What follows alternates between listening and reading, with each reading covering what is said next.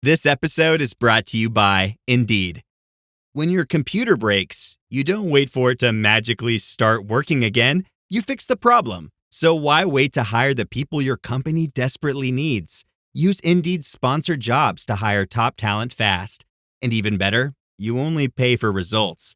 There's no need to wait. Speed up your hiring with a $75 sponsored job credit at Indeed.com/podcast. Terms and conditions apply. Why you should go to college, why you should be on Snapchat, and why you should be buying deflationary assets. Enjoy. Stay alive. Go and play outside. I can't be cool forever, but I can stay alive. Jesus was a carpenter. My daddy sold TVs. My mom watched other people's kids and anticipated needs. And when we go down to get groceries, I would flip through magazines. Welcome to the Age of Jeremy. My name is Jeremy Quintanilla. If you are new to this show is all about my business adventures and side quests, all the things that I am doing to build my businesses, such as 3T Warrior Academy and Q Consolidated, along with the philanthropy stuff that I'm doing. Some of my other businesses include Q Financial, Age of Radio, Blockheads, the creator of Merlin the Smartest Way to Track Your Crypto. Again, we are doing so much stuff, building so many empires, or one large empire, I guess, and I'm sharing everything that I learn along the way with you. And today we're going to be talking a little bit about why I think everybody should be going to college, not mainly because that's been a lead driver of my success, is the fact that I'm educated and that I went to college. I'm also going to be talking about why you should be on Snapchat. I'm pushing a lot more on Snapchat for my personal brand. And then I'm going to talk about deflationary assets and why that is important. In that deflationary asset section, we're going to hear a clip from Grant Cardone from the Bitcoin conference. I was in Las Vegas at the Bitcoin conference all last week. I got a little sick on the back end. I'm recording this on Monday, June 2nd. You'll be listening to it hopefully on Tuesday, June 3rd.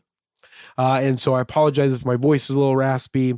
I've been fighting the fever over the last 24 hours, but I did want to make sure that I got this podcast out to everyone. We're also going to be doing an interview here this weekend with Mario from Omni Boulevard and his business, Omni Boulevard, which is a CRM, a customer relationship management tool, along with, it's an all-in-one tool.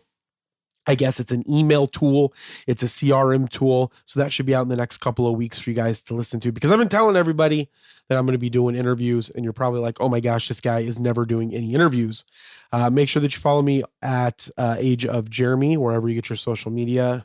And if you are on Instagram, join my Dope Insights and Updates broadcast channel. It's more behind the scenes stuff. I'm gonna be doing some more lives in there. I did 2 lives while we were in Las Vegas for behind the scenes stuff of XRP. One was like a test, and the other one was an actual live. But we're gonna get on a cadence of doing lives in there to educate everybody on financial education and some other I guess education pieces. Education is really important to me, and that's the reason why I have this. My business is really is because we educate people. 3T Warrior Academy is all about financial education, the system that myself and CJV utilize on a regular basis to grow our wealth. And I'm going to be talking a little bit about that today in the main segment as I talk about deflationary assets. But to get us started, I did want to talk a little bit about why everyone should be going to college.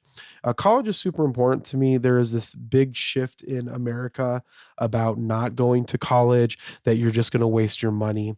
And there was a quote, there was an argument from Charlie Kirk.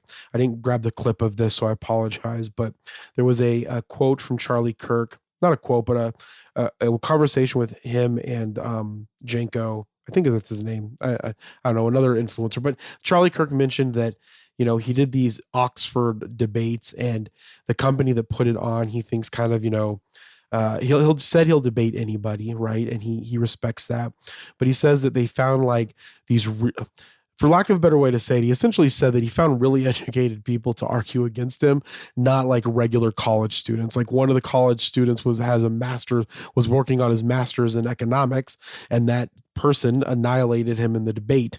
If you go and watch those debates, Charlie loses a lot to a lot of those Oxford students. And I think it's humorous because he is saying that he goes around to colleges, argues with them, but he finds a specific type of person to bring up to the podium, the person that's beginning in their college career, the person that's starting on their bachelor's, not the educated person, because when it's an educated person that went up against him, he got totally obliterated in a lot of his theories on why Christianity should be the main religion in the United States, and how the value system of Christianity should be pushed on the people of the United States. And so I think it's really interesting to see this push away from education.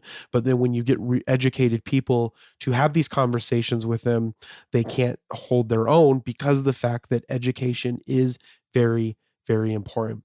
Now, that being said, I don't think that you need to go to school to become wealthy, to become a millionaire, to become a billionaire. What you need to go to school for is so that you can be educated to have a better chance of becoming a millionaire or billionaire than if you hadn't done it. And I think that if you're hedging your bets or you're hedging against yourself, that is the best way to do it. A lot of people, say don't have a plan B. And I think that can be beneficial in some circumstances. But if you look at me personally, I hedged my bets in everything that I did rather than going, all in and becoming super, super wealthy. I hedged myself when I was starting my businesses by having other businesses, by still working. And while I didn't get as wealthy as the individuals that just went all in, right, and didn't have a plan B, I got moderately wealthy. And so again, hedging is super important. Hedging is what we do to minimize the risk, where our gain isn't as high, but our losses aren't as low. And that's very important. And that's what education does for us. And the reason why I'm so adamant on this is because of the push from the Trump administration to block certain types of free speech from private universities and to some extent, I guess, public universities. And so Harvard has asked the judge for fast ruling in U.S. funding freeze case. So Harvard University lawyers urged a federal judge to rule quickly that the Trump administration freeze on about $2.6 billion in federal funding is illegal and that it violated the school's free speech and regulatory rights. This happened in a court filing Monday, June 2nd. Harvard argued that the U.S. has not produced enough evidence to show that the administration's action was a legally justified response to address anti-Semitism and a perceived liberal bias on campus. The school asked U.S. District Judge Allison Burroughs to grant summary judgment, meaning to move more quickly than she might in a typical lawsuit to reinstate Harvard's funding. So as you know, Harvard's funding was cut until Harvard did certain things to stop anti-Semitism and other things, like maybe not allow students to have masks on and so forth. So essentially it was a push to stop anti-Semitism and to kind of hinder or to push, I guess, not allowing Islamic students to express their free speech, from my understanding of the case. So again, if I'm wrong, please DM me, reach out to me. The government's rush to freeze and terminate billions of dollars in current and future federal funding to Harvard for critical research lacks the basic requisites of reasoned decision-making, Harvard's lawyers wrote in the filing in Boston's federal court.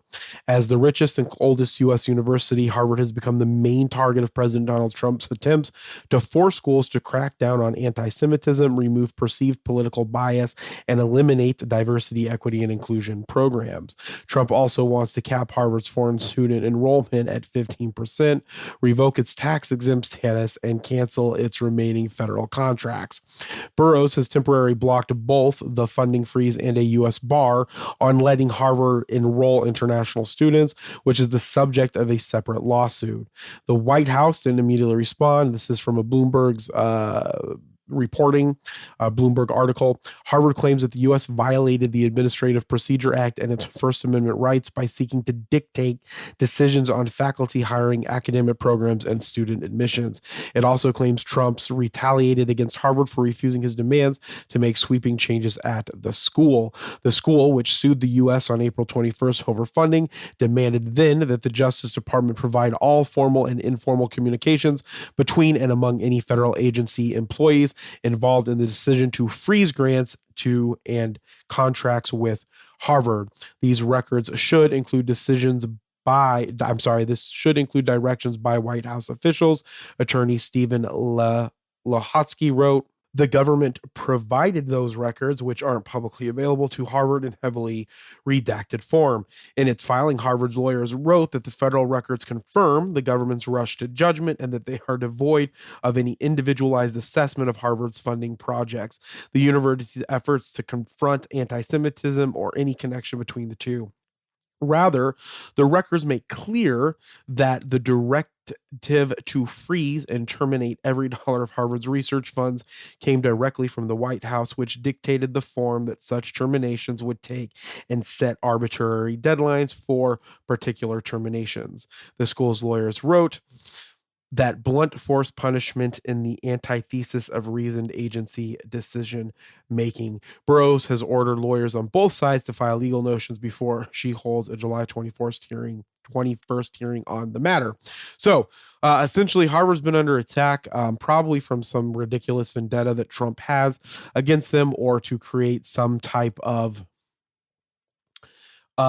push for his constituents to believe that he's doing something in the matter on this whole woke school situation. And again, like I said, there are a lot of people on the right that have this belief system that schools are woke, that they're teaching illogical things about gender and about, I guess, white privilege and about diversity and inclusion that traditionally just aren't true. And so because of that, there is this push from people that tend to be more right-leaning to not have their children go to college, to not have their children be a part of that system. And that personally is just something that I disagree with, mainly because the reason why I am where I am today and our businesses are where I am today is because I went to college. And so there's no real argument around that. If you look into it, that the reason why we're at where we're at is because I spent many years in finance school and in accountancy, and it's really important that people go to college because it is the biggest differentiator on whether someone's going to end up middle class or they're going to end up in the upper class. If you want to reduce poverty in the United States, get more people into good colleges, into good trade schools, because I have nothing against trade schools, into good education, and they will prosper. And so some of the things, I think that people have a very weird tendency to be upset about things that they shouldn't be upset about. In my opinion, specifically gender, specifically wokeness, specific concepts of white privilege. I don't think that those are things that people really need to, in my opinion, get upset about. I don't think they're leading our country in a negative way. I think what's important is that we continue to push our children and the youth to go and get educated, to get strongly educated, so that they can then create a better life for themselves. Now, that being said, there are things that need to change in the schooling system. When you create a system where you are not letting a lot of people in, right? When you are reducing the supply of something and the demand is going up, the price is going to get higher. And so we see things like Harvard and Yale costing so much, and we see that in our regular institutions. The college institution should focus on making sure that they take more freshmen every single year than they did the previous year. And the way to do that is to get that cost down, so the cost of college is good, right? That the cost of college is not going to deter someone from going to college, and that the cost of college isn't going to cripple them into the future.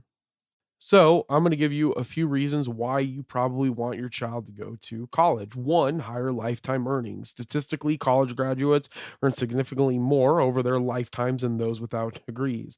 Bachelor holders, just the bachelors, earn 1.2 million more over their careers than high school graduates. Two, better job opportunities, whether that's entrepreneurial or otherwise. Many professions require a degree: engineering, law, medicine, finance, to name a few. Employees often use a degree as a baseline filter, even for non technical roles. Three, intellectual development. College teaches critical thinking. While people don't think that, it does. College teaches us critical thinking. It teaches us how to do research. It teaches us how to communicate, and it teaches us analytical skills. It gives us exposure to diverse ideas and disciplines. It sharpens our world view. Four, networking and connections. You build a network of peers, professors, mentors, and alumni. These connections can lead to internships, jobs, and other partnerships into the future. Again, most people who build good quality relationships build good quality people who build good quality relationships tend to be less lonely. One, they tend to have better opportunities in life, and they tend to be more wealthy. Five, time for self discovery. College gives you time and structure to explore who you are, to explore your interests and values before entering the workforce. You get the opportunity to be a part of clubs, which is something that we're lacking in America. It teaches you how to study abroad and do research projects. You get access to resources. You gain access to career centers, libraries, labs, advisors, student grants, research tools. You get the opportunity, depending on what you're doing, to be a part of startup funding, incubators, and faculty mentorship, which you don't get anywhere else. Seven, social and cultural capital. Having a degree can provide social mobility, especially if you're a first generation college student. Degrees often signal discipline, perseverance, and credibility, which is one of the things that I think is the most important. The people that I have around me that went to college tend to have more discipline, more perseverance, and more perseverance. They tend to, even if they don't want to do something, they get the job done and they work their asses off. You get long-term flexibility. A degree can future-proof you. Many employers require one for promotional leadership. If 3T Warrior Academy goes down, if any of my businesses go down, it doesn't matter. That's why I never worry about anything if everything goes to shit, is because I will lift myself up. I'll lift those up around me and we'll continue to move forward. And that's because of the fact that I future-proofed myself by going to fucking college. If you pivot careers later, your credentials are going to matter. Education, again, is important. Again, I will say it's not for everyone. Some people suck at it. It's really hard. College isn't the only path to success. Entrepreneurs, tradespeople, artists, and technologists often succeed without it. You do get debt. It takes up time. There are alternative options to learn the skills that you need to be successful. But I will say that traditionally, the people that I surround myself that have a college education tend to sometimes be the more successful people in the roles that they're in. And so I would just encourage you to rethink how you're thinking about college, and don't get caught up in this left-right bullshit, and think about it from the perspective that I want myself and my children to be highly educated so that we can prosper in our community, so that we can prosper in our household, and that we can prosper in our community. As a contractor, I don't pay for materials I don't use. So why would I pay for stuff I don't need in my mobile plan? That's why the new MyBiz plan from Verizon Business is so perfect. Now I can choose exactly what I want, and I only pay for what I need. Right now, with MyBiz plan, get our best price, as low as $25 a line. Visit verizon.com/business to get started today. Price per month with 5+ lines. Includes autopay and paper-free billing and special intro offer discounts. Taxes, fees, economic adjustment charge, and terms apply. Offers end June 10th, 2025. All right, so we've been saying that it is the year of authenticity, and I do think that there's no better place to have that authenticity than on Snapchat.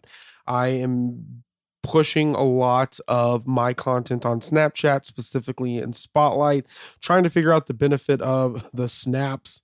Not like the public snaps. There's Spotlight, and then there's snaps that you can save to a snaps for your public profile. But Snapchat is a great place to reach Gen Z and maybe younger millennials. And I think that it has a place in what my brand is trying to accomplish and in the people that I want to reach in my specific brand and demographic. It still matters in 2025. It's not just about disappearing selfies. It can be a marketing powerhouse, and that's one of the things that I'm going to try to focus on as we move Age of Radio forward, and then my Age of Jeremy brand. So one of the reason why I started this out by saying it's authentic, this is your authenticity, is because Snapchat provides real-time authenticity. So Snap offers raw, unfiltered vibe. It offers a raw and unfiltered vibe that Gen Z specifically and younger millennials tend to trust. It has it has much higher engagement than some of the other social media channels. So over 5 billion snaps are created daily. That's sticky user behavior. So essentially, over 5 billion snaps are created daily, and most of them have a lot higher engagement rate than you would have on other social media channels. The other thing is that augmented reality lenses are really, really big. So if you're doing your snaps, make sure that you add in augmented reality and virtual try-ons. Are changing the way in which e-commerce is utilized. So essentially, there's these virtual try-on things where you can try on clothes or products virtually using the augmented reality lenses, and that's going to be really important for e-commerce because, again, we're going to be moving we're going to be moving into a social shopping. So stores are going to continue to go away. More companies are going to continue to go harder into e-commerce, and the companies that are in e-commerce that then add this element of social shopping are going to go even further. Social shopping is going to be the next big thing, and there's an opportunity that exists not only just in Snapchat but in other social media companies to take advantage of that. The other great thing about Snap is you have some local reach. So there's geo filters and Snap Map. It makes it killer for location-based marketing. So if, for instance, when we start doing podcasts in person or conversations in person, we can utilize those Snap features. We can also utilize those Snap features for when we do our Comic Cons and things of that nature. And so that can really help benefit. So again, this is just me talking. I'll be honest with you. I'm just talking about this out loud for myself because I'm trying to get bigger into Snap and to have it be a bigger piece of my specific brand. And again, you can follow me on Snap at Age of Jeremy. One of the things that I tried in the past was to have people snap me questions if they had financial or accounting quick questions that they wanted. It didn't take off probably because this doesn't get in front of millions of people, but it will. You just keep working on it and focusing on and pivoting, and it grows. But again, I'm doing this so I can have a better understanding of Snap and what I want to kind of push for my Age of Jeremy brand. But you should be focusing on Snap for your brand as well. I think it's one of the it's one of the products that gets underutilized, and I hope to make I'm going to make a presence in that space. The other thing is underrated ad ROI, which is something that I've seen firsthand. I've been running some ads for my own snaps, and it has been ridiculous. With less competition than Instagram, Snap ads can be cheaper and more targeted. So I've been doing it for me personally to grow my Snap brand. I've grown 100 followers in the last couple of weeks between organic and with pushed ads for awareness. And so again, when you get more followers and those pushes get in front of more people, you can get your snaps in front of more people, and that tends to work really well. So, again, organic and awareness should be a part of what you're doing. But I will say the best thing that you can do for social media is to be consistent on a regular basis and have a plan of what you're pushing and an idea of what you're going to be pushing out as far as your niche goes, which is, again, always one of the problems for me because I like talking about everything and I don't like niching down into anything. So again, maybe that's something that I change in the future. Maybe it's not. But again, if you have something that if you're focusing on social media, I would say two things. One, find one that you really want to go hard on. That's something that I suck at. So do what I say, not what I do. Find one that you really want to go hard on, like Chrome Digital Marketing. He's been going hard on Threads and he's just been blowing up Threads. He's been going really fast on Threads, much faster than I am when I post there, a couple times a week. And then as you get really good at one, then just add in another one to just focus in on grow it and grow it and grow it, right? You can't get it to grow unless your energy is going there. And if your energy is going all over the place, then it can't get into one place. So you kind of have to make that decision on how you're going to really be pushing how you're really going to be focusing on your social media. It's best to push it into one place and then go to a second place as that place is growing. Not what I do, where I go all over the place, but I enjoy it and it works slowly over time. You know that feeling when someone shows up for you just when you need it most? That's what Uber is all about. Not just a ride or dinner at your door. It's how Uber helps you show up for the moments that matter. Because showing up can turn a tough day around or make a good one even better. Whatever it is, big or small, Uber is on the way. So you can be on yours. Uber, on our way. I think you interviewed Gary, he lives in St. Pete. I don't understand XRP. I want to believe in it. All these things here are kind of like a god. You could believe in all of them, but it'd probably be better to pick one. So what we're doing with real estate is we buy institutional quality assets, large 450 units, 300. We add $15 million of Bitcoin in purchase. We put a total fund together of about $122 million. And we think in year 4, through dollar cost averaging of the rents, monthly we add Bitcoin to purchase out of the rent. And then at year 4, we end up with about $125 million for the real estate, $125 million for the Bitcoin. And we didn't buy that Bitcoin. Our real estate bought Bitcoin. When you put these two together, you're putting two best-in-class assets. So they're literally paying into a piece of real estate. They need to live someplace. And they can actually be investors with that. And they can earn Satoshis as they pay rent and as they are good residents on the property. That was Grant Cardone with an interview that he did with Armando Pantoja. You can follow Armando Pantoja on X at, just look up Armando Pantoja and you'll find him. That's Pantoja. Armando. Just look up how to spell that. All right, so that was from the Bitcoin conference. Yes, I did see Grant Cardone at the Bitcoin conference. No, I did not talk to him. Yes, we have Gary Cardone on our Good Morning Crypto show, so make sure that you watch Good Morning Crypto every once in a while. I've also had him on an X Space for Merlin, I believe. Had the opportunity to talk to him. Him and his brother are both Bitcoin maxis in my opinion, and I guess in their opinion as well. So they're making this real estate fund that has Bitcoin built in with the receipts or the rents payments for the real estate. They're going to utilize that to dollar cost average into more Bitcoin, and then they will also pay out to the people that are paying the rent, the renters, Satoshis, which is the smallest unit denomination of Bitcoin. And so essentially, the reason why I wanted to bring this up is because more and more companies are utilizing Bitcoin as a deflationary asset. Not only they're utilizing it as a deflationary asset, one of the things that I saw at the Bitcoin conference were a bunch of more companies that were utilizing Bitcoin as leverage to make loans, the same way in which you can with gold. And so what I wanted to talk about and why this is important is because there's a lot of conversation about deflationary assets. And so I want to talk about what is the deflationary asset, why deflationary assets can be important, and some of the caveats around us talking about deflationary assets, what they are and what they're not. Okay, so deflationary assets are assets whose supply decreases over time or increases at a slower rate than demand. Okay. So essentially it's supply that decreases over time or increases at a slower rate than demand, making them potentially more scarce and valuable. So when we think about Bitcoin, it's going to have every 4 years. And then, in 100 years or whatever, there's not going to be any more. So it's going to decrease over time, which is going to pump up the price of it, I guess supposedly, but we'll talk about that in a second. And same thing with gold. There's only a certain amount of gold on the planet. Once it's gone, it's gone. So the more important thing to think about here is that it's potentially more scarce and making it more valuable because it is more scarce.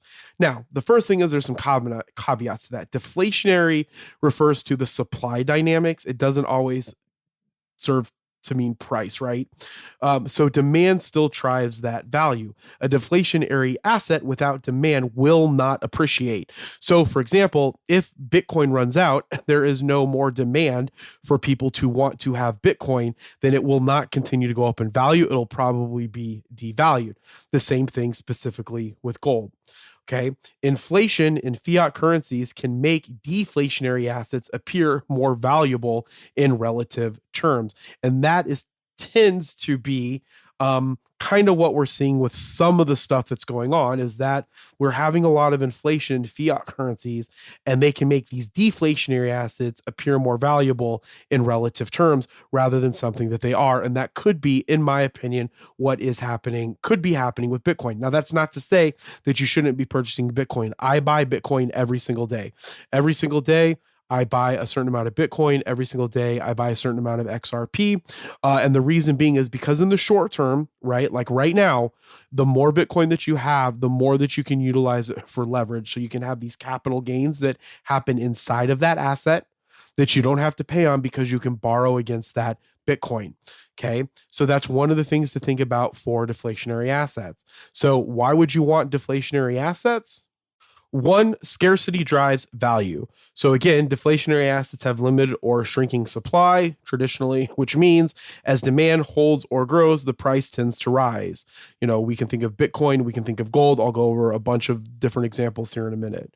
They are a hedge against the inflation, which is why inflation can make them look better in the short term rather than what they actually are. But again, in the short term, that's fine. When inflation erodes the value of fiat currencies, deflationary assets retain or increase in purchasing power. Example, gold is often seen as a hedge in inflationary environments. Again, it appears as a hedge in inflationary environments. When you're not in an inflationary environment, then it may not rise in the same value. Okay. Long-term wealth preservation. People buy deflationary assets. I'm going to go into a bunch of these in a minute, but gold, cryptocurrencies, certain real estates, art, which is one of the ones that I don't hear a lot of, which is one of the ones that I'm involved in, rare collectibles, which I wish I could be involved in. So again, we're going to go over a bunch of those here in a minute. Supply shock potential. With fewer units available over time, even small increases in demand can lead to sharp price increases, beneficial for early holders. And that's why when you think that you're getting involved with a deflationary asset, in my opinion, like Bitcoin, you should go harder into it because you can get better returns over time because of the supply shock potential that exists inside of it. And that's one of the reasons why I think we're seeing this with Bitcoin. And I don't think that we're in where the mass amounts of people are going into Bitcoin yet. So we have a lot of upside potential as well. Okay, so what are some of the key characteristics of a deflationary asset? So essentially, it's limited or has a capped supply. So when we think of gold, right, it's going to run out over time. When we think of Bitcoin, it's going to run out over time. There's a burn mechanism, okay, or a decay in it. There's a resistance of replication or reproduction. Again, that's why fine art does really, really well and rare collectibles do really, really well. And there's demand-driven appreciation. Again, we always have to think of the demand side of these things. There has to be demand for the asset itself, for that value to rise, whether it's a deflationary or inflationary asset. There has to be some type of demand for it. And again, they help preserve purchasing power. They attract investors as stores of value. That's what we're seeing right now with Bitcoin. And they may outperform inflationary assets over the long term. And that's why they can be beneficial to have inside of your portfolio for a long-term view, right? And one of the things that I talk about a lot from a business perspective and from a non-business and from a personal finance perspective, I guess I should say, is that we have to have a long-term view. So some of my followers are cryptocurrency enthusiasts. I'm very big in the cryptocurrency space. A few people knew who I was this weekend or this week at these conferences. So that was exciting. But again, we'll talk with cryptocurrencies and digital assets that seem to be deflationary by design. Number one is Bitcoin. It has a fixed max supply of 21 million. I believe supplies have roughly every 4 years. Eventually it'll be gone. Okay. You have things like Ethereum. There's base transaction fees are burned, potential for net deflation depending on network usage. You even have things like Shiba Inu, community-driven burn strategies, not automatic or enforced. You have SafeMoon, charges transaction fees and burns part of them. Those are just some basic examples. I think the most important one in any of the cryptocurrencies, there's some other ones in here that are listed that I have listed, but Bitcoin is going to be your predominant one, and that's the one that I would recommend everybody purchase. Traditional assets can be deflationary by market forces, okay? And the ones that exist in that is gold. It's very slow supply growth, cannot be easily printed, often used as a long-term store of value. Gold, super important. Land, finite supply, can become deflationary in value due to population growth and limited availability. But for the most part, land is probably a really, really good one to get into that not a lot of people think of. So some of the other ones that people don't think of is fine art. Rare, it's culturally significant pieces can become more scarce as they're acquired and held long term. But to that point, there are certain pieces that I love from Japanese print block artists. They are even deflationary assets. But again, because there's not a super high demand for them, the price doesn't go up significantly. So you can still get some really good Yoshitoshis for decent amount of money because his art isn't in super high demand. Now, some of his pieces are in high demand, and so those go for like his Bodhidharma sitting meditating. That's one that can be that is one that it has a higher demand, so that one goes up in price has gone up in price a lot more than some of his other pieces. So again, demand has a big part in this. Vintage collectibles such as rare watches, classic cars, comic books. I have some comic books. There's limited supply of them, right? And if they're in demand, the price goes up. Items are often lost, damaged, or held by collectors long term. Okay. So again, it's really important to remember that deflationary assets are beneficial when there is a demand for them. If there is no demand for them, then essentially there may not be it may not go up in value the way that we think that it would go up in value, because there has to be a demand for that asset. And so for right now, with Bitcoin specifically, it's really important, and with gold, that you are purchasing these for the long term. Now, the strategy that we utilize for assets in the academy is you have to have more cash flow.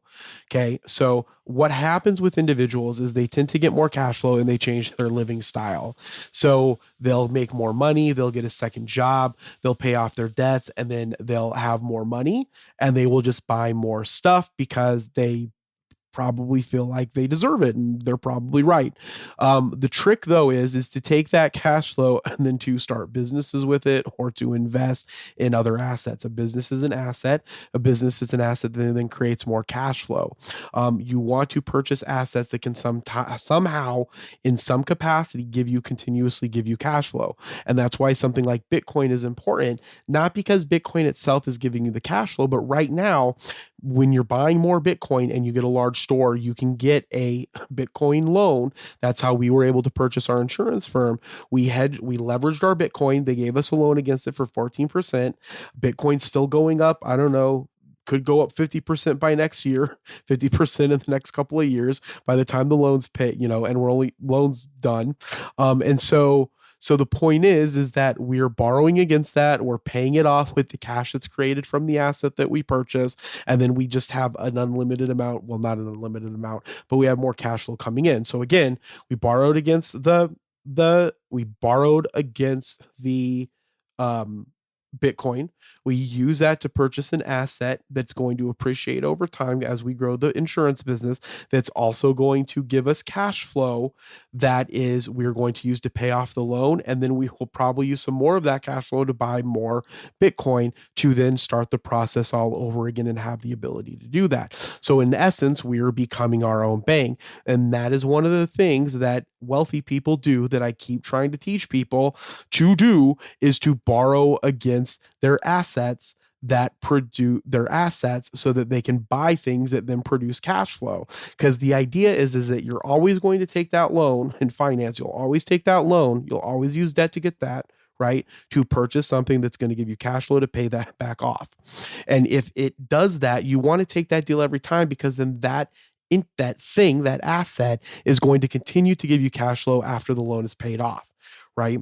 And that's the thing that kind of changes, and the thing that has to be taught when you're going through mergers and acquisitions and you're learning about debt in finance school, that's the key to how corporations and how businesses build their empires, is they utilize they leverage the debt on their assets, right? The equity that's in their assets. Because again, their assets going to continue to go up over time. They're going to borrow what they can. They don't have to pay capital gains on any of that. They utilize that to buy other assets that create more cash flow. And then you have a bunch of things that are generating you cash flow.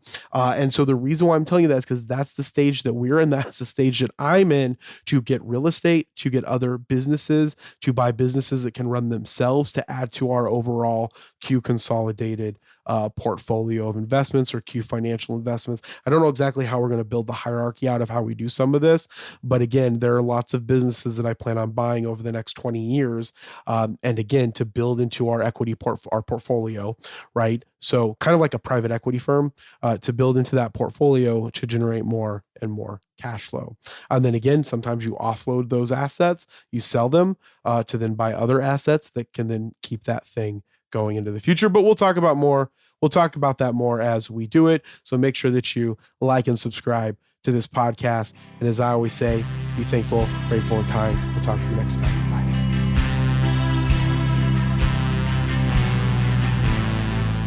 Thank you so much for tuning into The Age of Jeremy. If you like this podcast, please subscribe to it. Please share it with a friend. Please rate it if your podcatcher allows you to. If you want more insights and updates, join my dope insights and updates on my Instagram broadcast channel at Age of Jeremy. The opening song was Can't Be Cool Forever by Medium Bill. The closing song was Mutable by Spanish Love Songs. I'm recording into a Neumann microphone into my Zoom L8 onto Cubase by Steinberg, and I use Waves plugins in post. And with that, be thankful, grateful, and kind, and we'll talk to you next time. Bye. Go down easy, then I could picture sinking in. Wish I could